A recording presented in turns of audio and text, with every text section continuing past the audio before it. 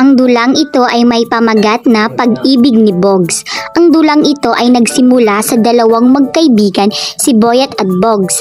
Sabay lumaki ang dalawa, kaya hindi mapagkailan na laging pumahan lalaki si Bogs dahil kay Boyet. Habang sila ay lumalaki, ay tinago ni Bogs ang kanyang tunay na pagtingin para kay Boyet kasi ayaw niyang masira yung pinagsamahan nilang dalawa hanggang sa dumating yung oras na lubos pala siyang masasaktan dahil sa nagkakagusto na si Boyet sa ibang babae. Ang dulang ito ay nasa direksyon ni Deborah Cabatuan.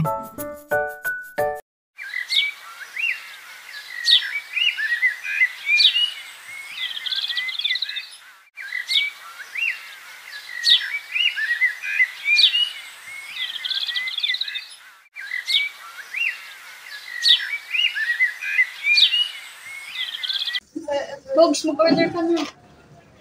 Waiter. Pa-order nga ako ng 2 pudding at saka okay po, ma'am. Kaya nga. Binubulong ko lang. Ay, ka na lang dyan.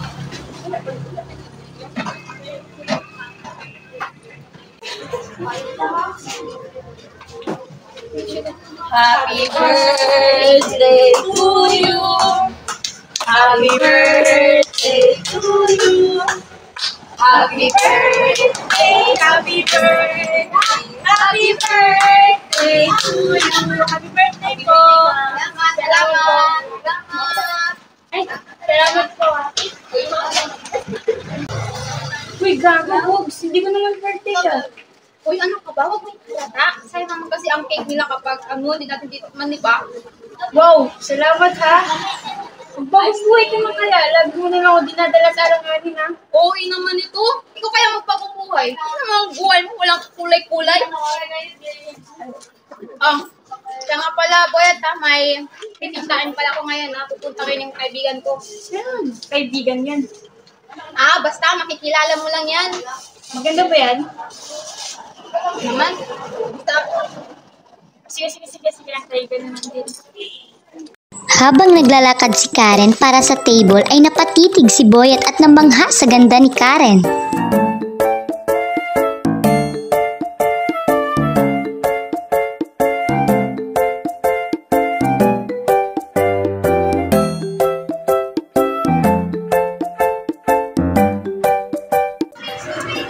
Nandiyan na pala.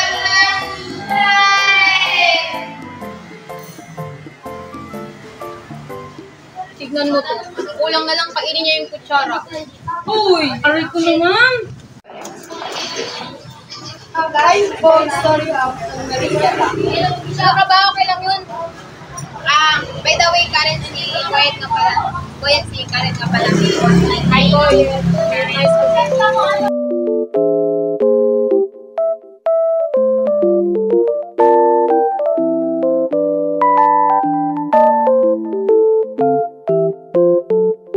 Tama na.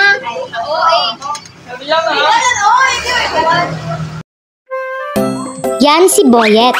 Ito naman si Bogs. Silang dalawa ay magkababata. Ito naman si Karen. Kaibigan siya ni Bogs. Sabihin na natin na napakaganda niyang babae.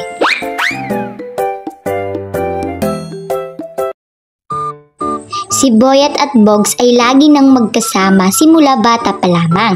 Sabay silang kumakain ng kanilang paboritong pagkain, namamasyal kung saan-saan naglalaro. Paborito pa nga nila ang basketball.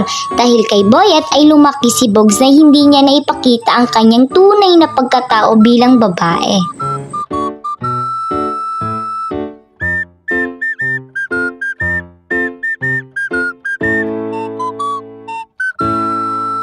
Bogs. Ang ganda pala nung Karen, no? Oo naman. Ano kaya kung ligawan ko siya? Ayoko nga. Ligawan mo na lahat ng babae. Huwag lang si Karen, no? Alam mo bakit? Bakit? Ang balita-balita, may sima na daw yun. At saka, di ka pa patulan nun, no? Tingnan mo yung height mo. Wow. Napaka-judgmental, ha? Height nyo pala nga, oras na eh. Weird. Ay, wow. OA, Bogs, ha? OA pala, ha? Sige, bahala ka dyan sa buhay mo. Bogs! Atay ko naman! Sige na kasi. Hindi ka naman Laging magkasama si Bogs at Boyet sa tuwing sila ay naglalaro ng basketball. Lagi silang naghaharutan sa isa't isa.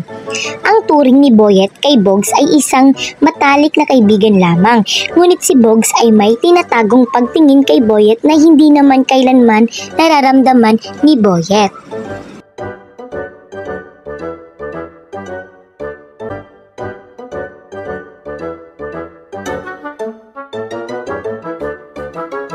Bogs! Tulungan mo na ako ligawan si Karen. Ayoko nga. Sinungaling ka naman eh. Wala namang jowa yun. Ako ba? Sige, ganito na lang. Kapag na-shoot ko tong bola na to, tutulungan mo akong ligawan si Karen. Plus, Ano? kakalimutan ko na may utang ka sa akin. Oo ha? Sinama mo pa talaga yung utang ko ni Mang Piso. Yung utang mo ng 10 piso, 5 years ako na po yun. Yung parang nababayaran, Diyos niyo. Buti naman ko, mahal kita. Ano? Ano sabi mo? Ano? Sabi ko, mahal kita. Bilang kaibigan. Ano yan? Ano na? Sige na. Maglaro na lang tayo na. Box, salamat pala sa time mo. Ano ka ba? Wala lang yun. Sige, mauna na ako. Sige, ingat ka ha. Hi, Karen! Orang! Bogs! Oh, Nakikita mo ba yun? alin? Yun no. Ang kita ko nga eh. Hindi yan. Ay. Yun no.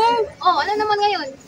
Alam mo ba, yung mga yan, Oh, hindi sa akin yan. alam ko naman, this year yan eh. Pero itong puso ko, para sa kanya lang talaga. 2024 na po yun. Digimon pa rin pinagsasabi mo. Ko nga rin eh. Uy din.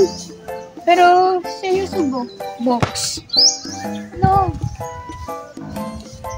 Tulungan mo na ako ligawan si Karen, no? Promise. Promise. Oh, Kapag hindi ako sinagot ni Karen, ayos lang. Please, sinubukan ko, diba? Ayaw mo ba ako maging masaya, Bogs? syempre gusto. Yun naman pala eh. Sige na, please. Yun na nga. Talaga, Bogs. Ay, hindi. Nasa isang kondisyon. Ano ba yan? May kondisyon ba? Ano naman yun? Dapat kasama ako sa mga lakad. Oh, nangaya mo yata eh. Ay, hindi. Sige. Okay na lang. At ayun, dahil sa mahal ni Bog si Boyet ay pumayag siya na ligawan niya si Karen.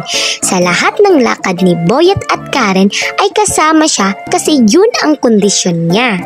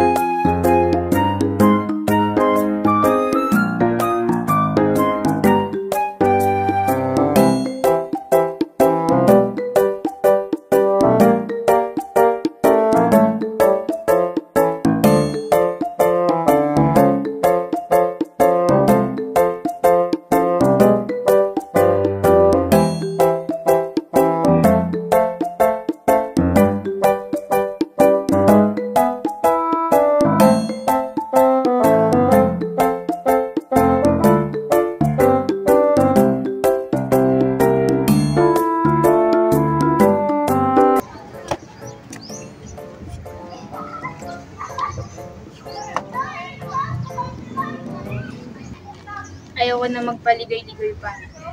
Kaya ito, YOLO. Yun yung report? Sakto. Pa. Lish. Ano yun? Life is short. Kaya kung may gusto ka, sabihin mo kagad. Kung hindi,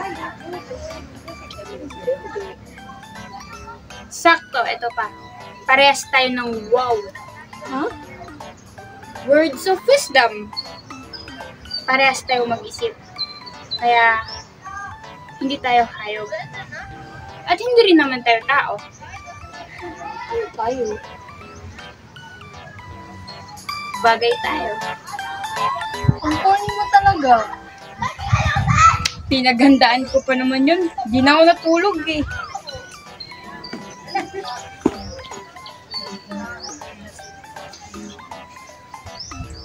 So, Karen, gusto ko ito.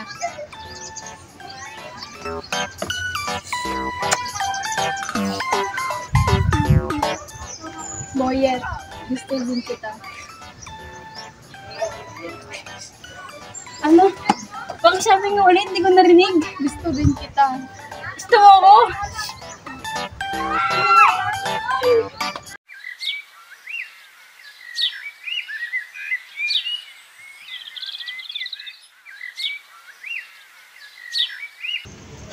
Bogs, may sasabihin lang sana ako sa'yo. Nice ko lang sana malaman mo na kami na pala dalawa ni Karen. Wait, ito na tumatawag ko si... Hello, love? Sige, papunta na ako. Sige. Bogs, mauna na pala ako sige. Ingat ha.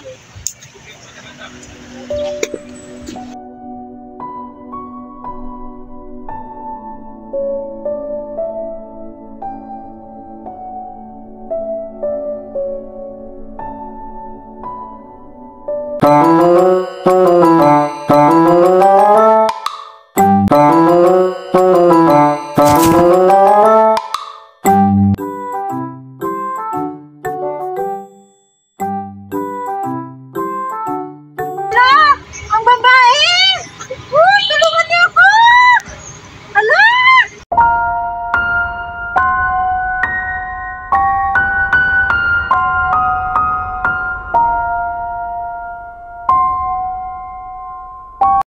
Hindi na masyadong sumasama si Bog sa mga gala ni Boyet at Karen dahil labis itong nalulungkot at nasasaktan sa tuwing nakikita niyang masaya ang dalawa.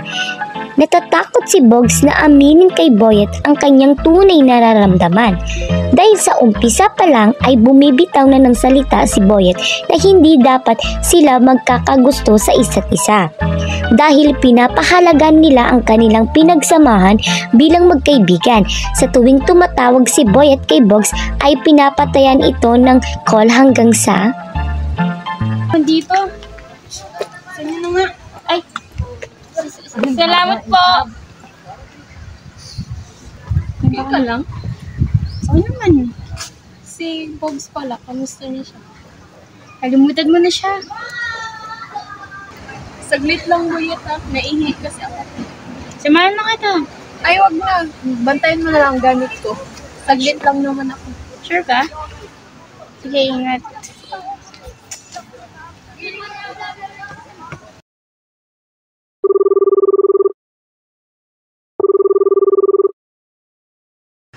Hello? Karen, laksan ka na naman. Binabalaan kita. Natigilan mo na yung pagkikita mo kay Boyet. Tandaan mo, may anak at kasal ka sa ibang lalaki. Hello? Hello?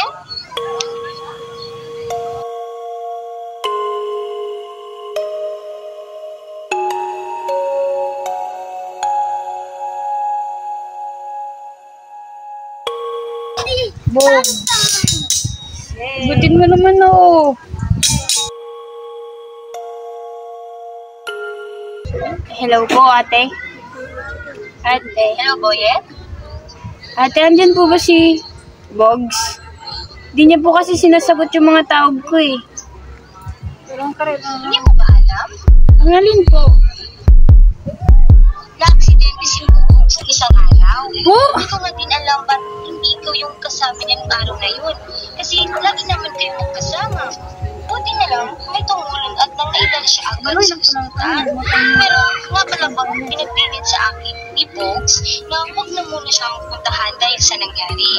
Pasensya ka na ha. Ah!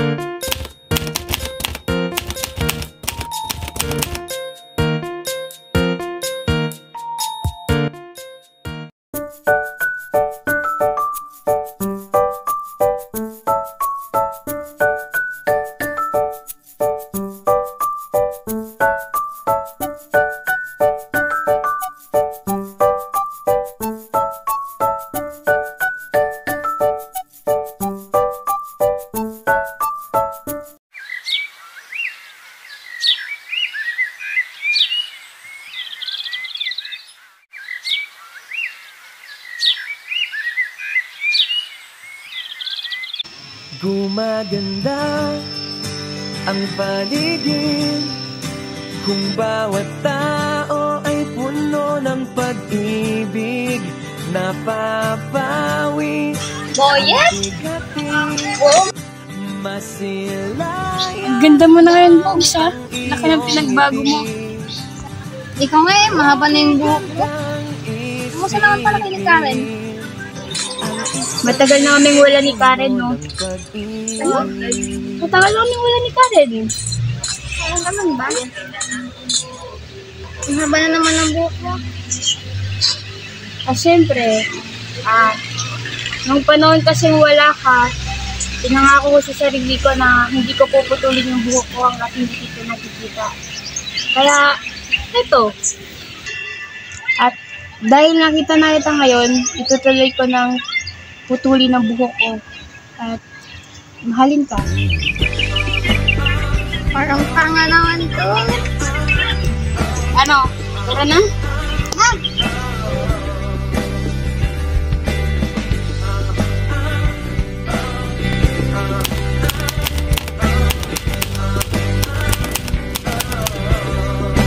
Parang isang bulaklak na kay ganda na inabot mo sa iyong sinisinta, ang iyong nilaan na pagmamahal. Ang dulot nito ay tunay na ligaya.